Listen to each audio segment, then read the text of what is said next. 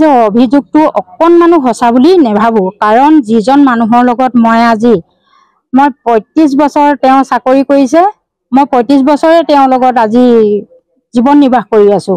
আৰু তেওঁ এগৰাকী একেবাৰে গাভৰু ছোৱালী MA পাছ কৰি আজি অন্যান্য পৰীক্ষাৰ কাৰণে তেওঁ প্ৰিপেয়াৰ হৈ আছে তাৰ উপৰিও তেওঁৰ বুঢ়ী আছে নাতি আছে আৰু নিজৰ পুত্ৰ আছে আৰু মই নিজেও আৰু অন্যান্য সকল আছে ইমান এটা অৱস্থাত আজি তেওঁ ইমান ডাঙৰ পৰ্যায়লৈ যাব বুলি মই কেতিয়াও বিশ্বাস কৰিব নোৱাৰো আৰু তেওঁ এতিয়া স্কুলখনত যিমান দিনৰ পৰা চলাই আছে তেওঁ অকলেই আজি শিক্ষক কৰা আজি কিমান বছৰ হল গাভৰু ছোৱালীয়ে পঢ়াই আছে একেবাৰে সৰুৰ পৰা 12-13 বছৰ বয়সলৈকে পঢ়াই আছে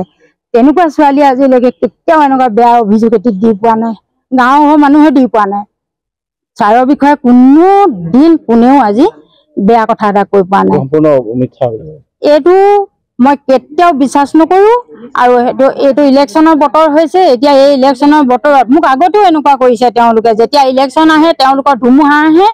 আৰু এতিয়া ইলেকশ্যন আহিছে এখেতক যদি জেলত ভৰাব পাৰে তেতিয়াহ'লে তেখেতসকলৰ কাম সকলো হিজিব ইয়াত যিমানখিনি মানুহ আহিছে এইখিনি সামাজিক মানুহ নহয়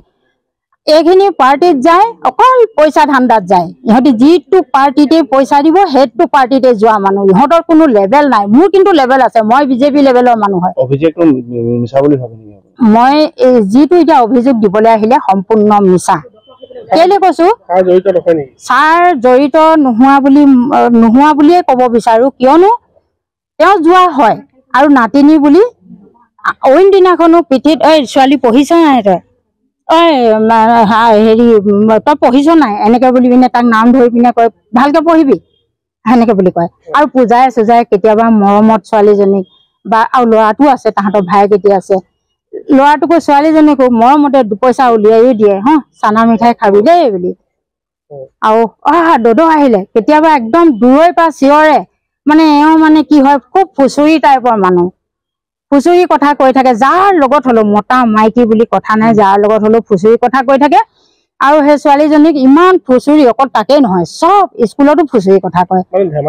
বহুত ধেমালি তেনেকুৱা ধেমালি এতিয়া ছোৱালীজনীক কালি ধেমালি কৰা নাই মোৰ মতে যে তেওঁ মানে পঢ়িছে ছোৱালীজনী কি পঢ়িছে কি নপঢ়িছে পঢ়িছ নাই ছোৱালী বুলিহে কৈছিলেগে মই নিজৰ দৃঢ় বিশ্বাসে কৈছো আৰু তেওঁলোকে যি এতিয়া থানাত মানে অভিযোগ দিছে মোৰ মতে কেতিয়াও এইটো সঁচা হ'ব নোৱাৰে কাৰণ মই ইমান দিন এজন মানুহৰ লগতে আজি জীৱন নিৰ্বাহ কৰি আছো কিন্তু মোৰ এনেকুৱা আজিলৈকে মানুহজনে ক'তো এনেকুৱা বেয়া ৰেকৰ্ড এটা কৰিছে বুলি মই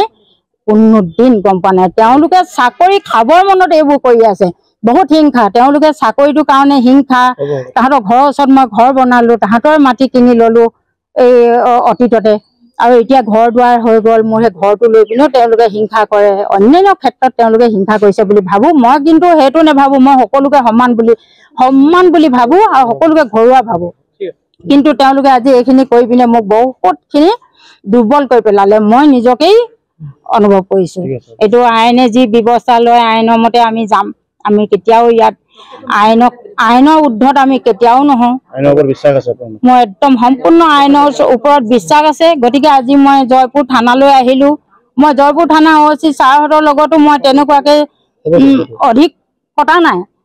ছাৰহঁতে যি ব্যৱস্থা লৈছে সেই মই আগবাঢ়ি আছো